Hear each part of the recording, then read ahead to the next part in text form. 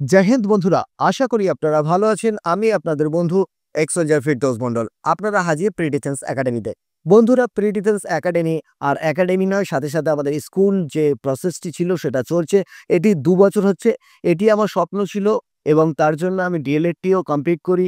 আজ থেকে 4 বছর আগে এর উপরে আমি প্রথম প্ল্যানিং স্টার্ট করি। তো সেই জায়গা থেকে দাঁড়িয়ে গত বছর আমার 11 এর স্টুডেন্ট ছিল, যারা এবছর 12 এ উঠছে এবং এবছর আমার বহু স্টুডেন্ট যারা ক্লাস 11 এ ভর্তি হচ্ছে, এরা একসাথে 11 এবং 12 এর পড়াশোনার সাথে সাথে ডিফেন্সের ট্রেনিংটা পাবে। অর্থাৎ সকালে এদের ফিজিক্যাল ট্রেনিং হবে এবং লিখিত পরীক্ষার যে ট্রেনিংগুলো লাগে বা পড়াশোনা লাগে সেগুলো হবে। অর্থাৎ কম্পিটিটিভ এক্সামের জন্য পড়াশোনা, সাথে 11 এবং 12 এর পড়াশোনা।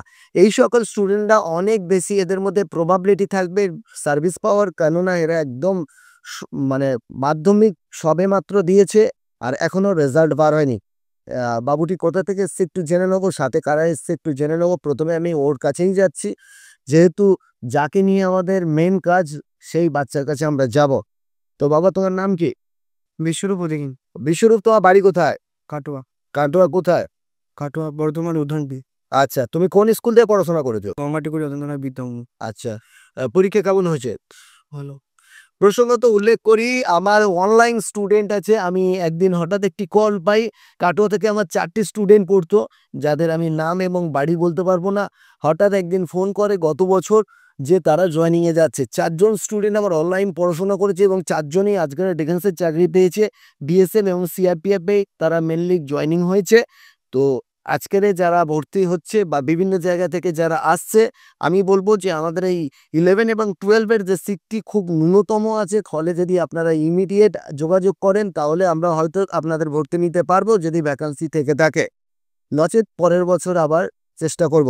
তো আমি সাথে ওর গার্জেন এসেছে, তো ওনাদের সঙ্গে কথা বলছি। নমস্কার দিদি। নমস্কার। আপনার ছেলে হয়?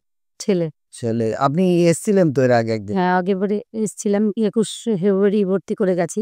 21শে ফেব্রুয়ারি ভর্তি করেছিলেন তো? মানে ওর পরীক্ষার পরে পরেই আপনি? পরীক্ষার পরের দিন ভর্তি করে দিই। পরের দিনেই ভর্তি করেছিলেন।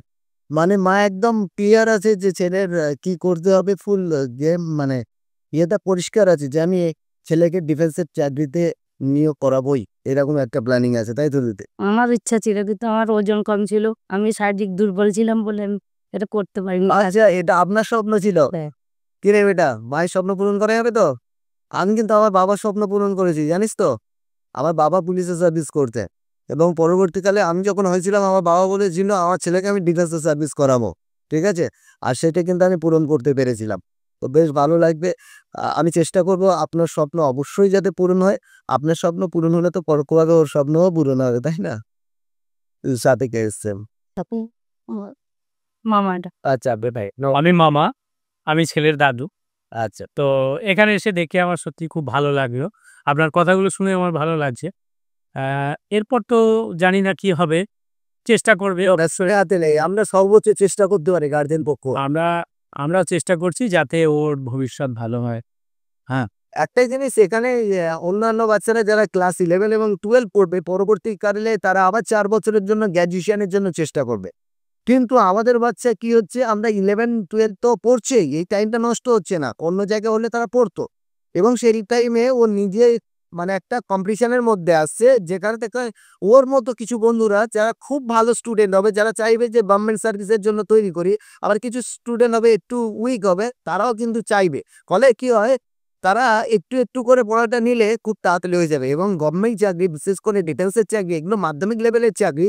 এগুলো টোটালি যে ক্লাস 1 থেকে 10 এর মধ্যেই পড়ে, আর সবে মাত্র মাধ্যমিক দিয়ে আসছে তো সেই সূত্রে এদের কাছে এটি খুব সুবিধা।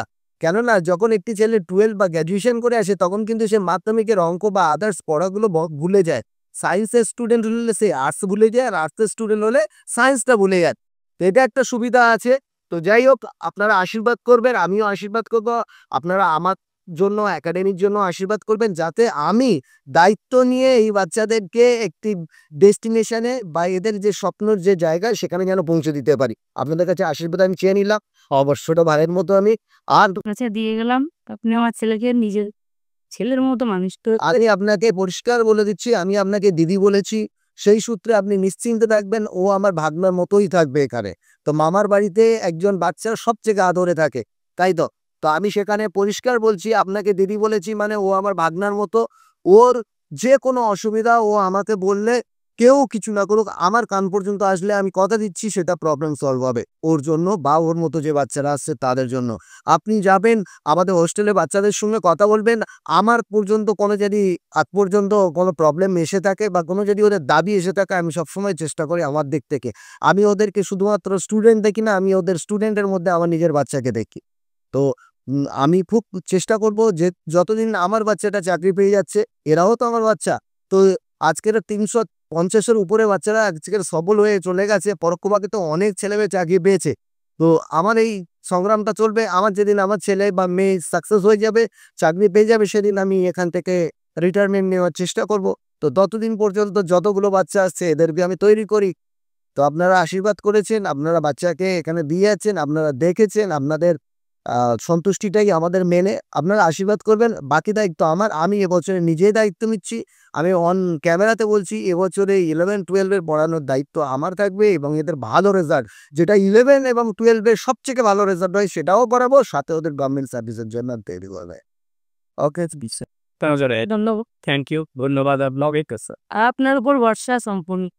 ধন্যবাদ। আপনাদের এই যে ভরসা করেছেন এটাই আমার মূল্যবান, আর কিচ্ছু লাগবে না। আপনাদের এই ভরসা করেছেন, প্লিজ আপনারা একদিন হাসতে হাসতে একদম চোখের জল একদম ফেলবেন। আর বাবা, কোনো রকম শারীরিক যদি কোনো দুর্বলতা লাগে, কোনো অসুস্থ বলে ফিল হয়, সঙ্গে সঙ্গে আমাকে জানাবে। কোনোভাবে চুরি করবে না, যা লাগবে আমাকে বলবে। বাবা মা যে যেখানে থাকুক, আমি তোমার ব্যবস্থা করে দেবো, সেটা দিয়ে দেবো, ঠিক আছে? আর ঝগড়া করবে না।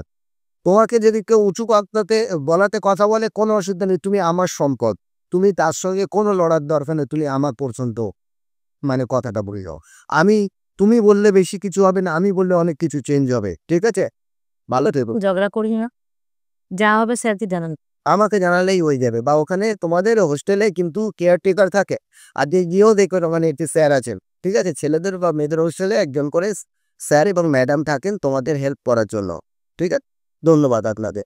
আপনারা যারা এবছর উচ্চ মাধ্যমিক দিচ্ছেন তারাও কিন্তু অবশ্যই আসতে পারেন। তারা কিন্তু আমাদের কলেজের সাথে সাথে আমরা গ্র্যাজুয়েশনের সাথে সাথে চাকরি পরীক্ষার জন্য নিজেদেরকে রেডি করবো। ধন্যবাদ। জয় হিন্দ, জয় ভারত।